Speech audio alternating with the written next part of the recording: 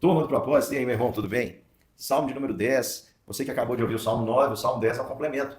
O Salmo 10, a gente não sabe quem é o autor, mas o Salmo 10, provavelmente tenha sido Davi também o autor. Ele vai mostrar como muitas vezes o justo se sente no meio dessa perseguição e a descrição aqui é a partir da visão do justo de como o ímpio age. Então a primeira pergunta que Davi faz ali é: Senhor, por que o Senhor te conservas longe? A segunda, por que o Senhor se esconde na tribulação? Lembra que no Salmo 9 eu falei que às vezes nós temos a impressão que Deus não está agindo, que Deus está sendo omisso na situação de injustiça? Pois é, essa é a sensação que nós temos muitas vezes.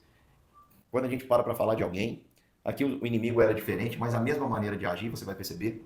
Porque aqui o salmista diz assim: Senhor, o ímpio, ele persegue o pobre e ele abocanha o pobre como uma presa.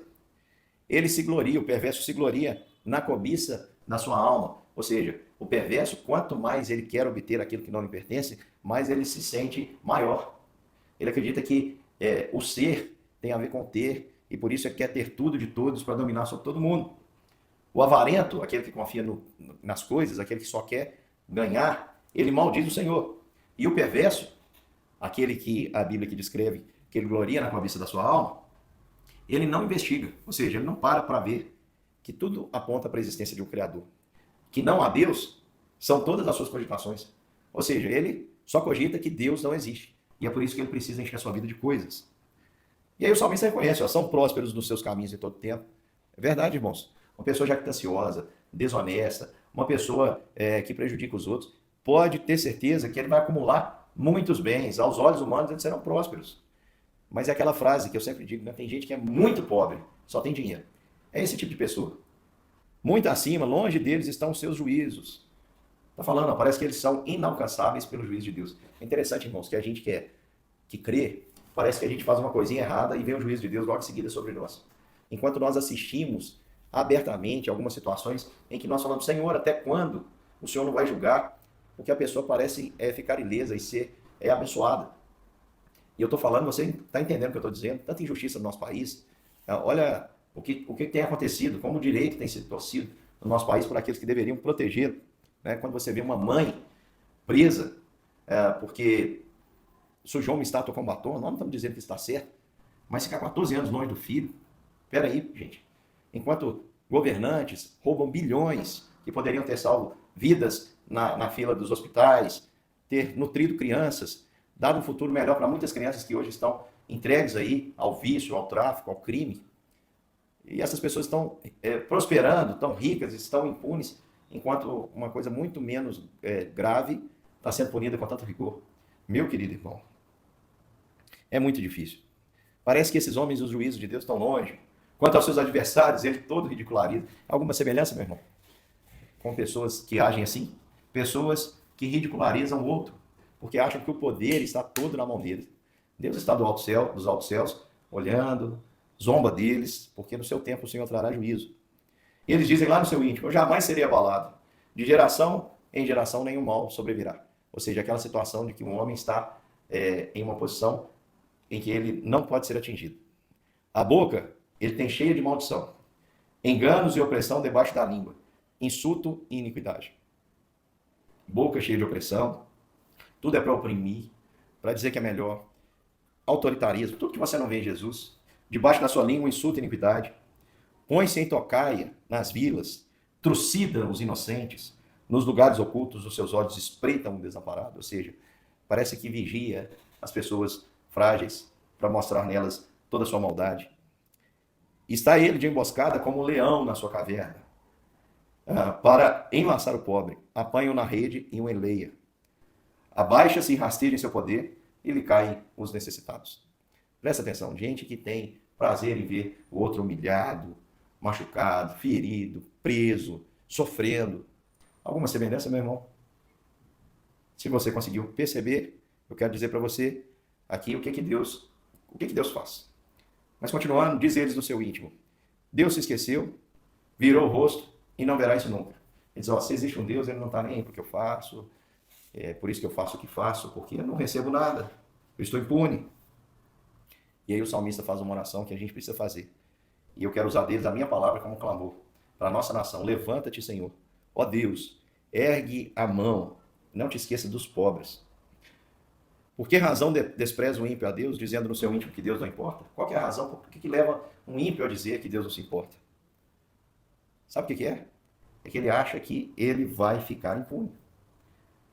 Porque quando a ira de Deus ela vem sobre o justo, a correção de Deus vem sobre os seus filhos, ela vem diferente da correção que ele traz, da justiça que ele traz para o ímpio.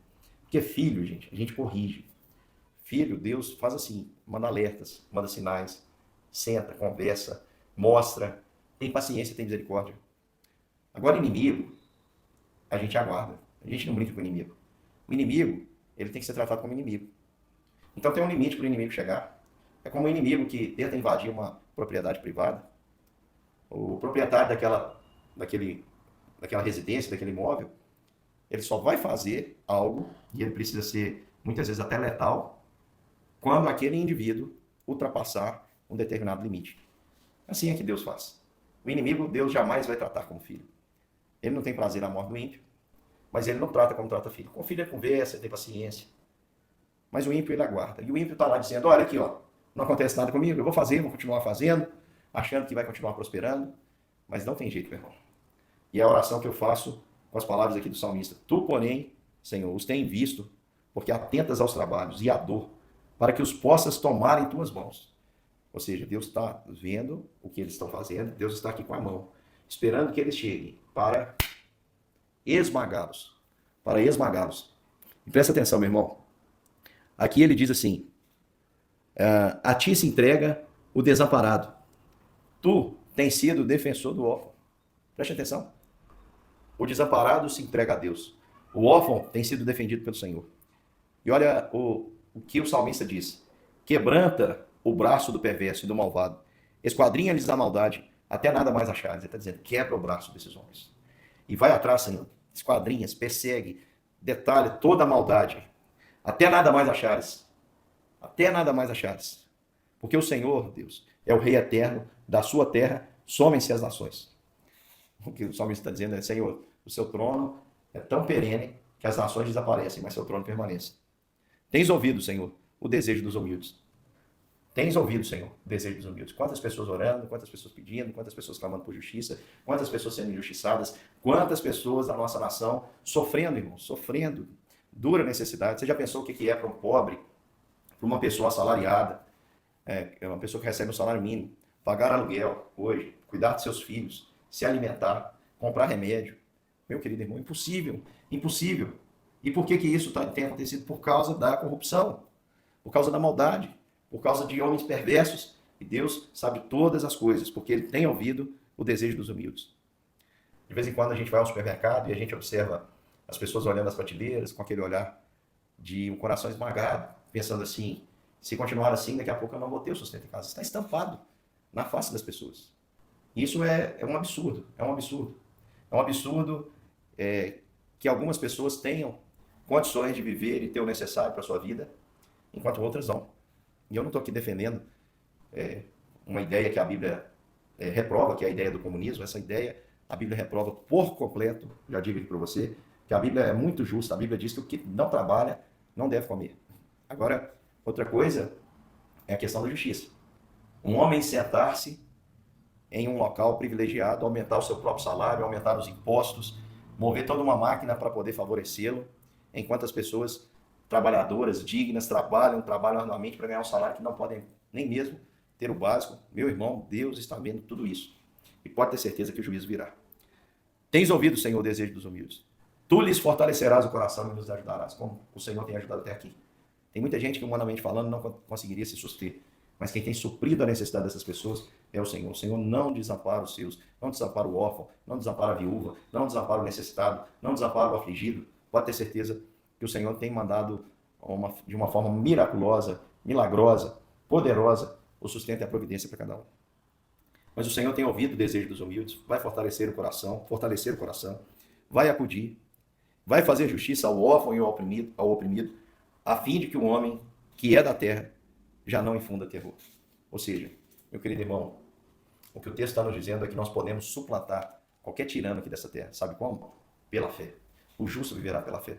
Então, ainda que você seja um órfão ou uma viúva, meu irmão, não se enxergue a partir das suas necessidades. Não enxergue a vida a partir daquilo que te falta.